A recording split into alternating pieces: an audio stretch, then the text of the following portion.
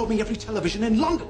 I do, like many of you, appreciate the comforts of the everyday routine, the security of the familiar, the tranquility, repetition. Bloody hell. I enjoy them as much as any bloke.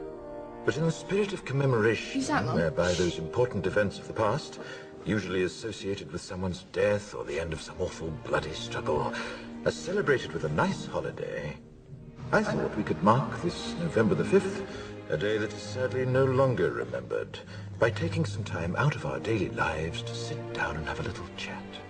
There are, of course, those who do not want us to speak. Let me think, just let me I think. suspect even now, orders are being shouted into telephones, and men with guns will soon be on their way. Because while the truncheon may be used in lieu of conversation, words will always retain their power.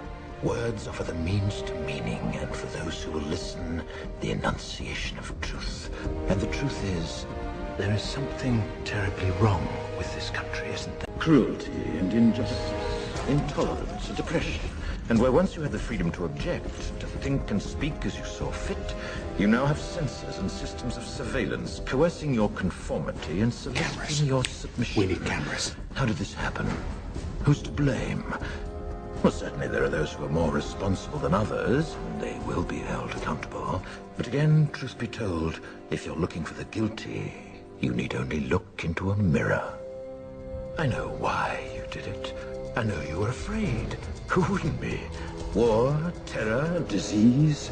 There were a myriad of problems which conspired to... Fear got the best of you, and in your panic you turned to the now government. He promised you order, he promised you peace, and all he demanded in return was your silent, obedient consent.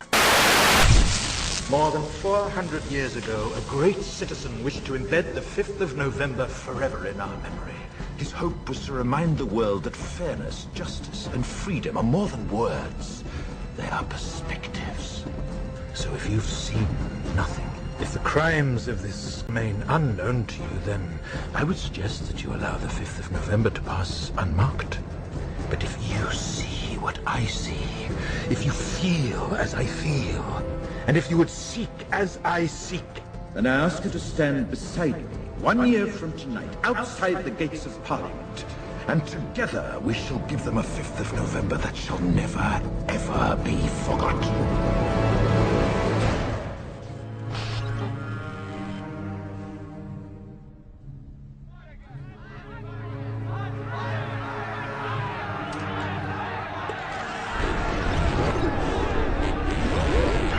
Good evening, London.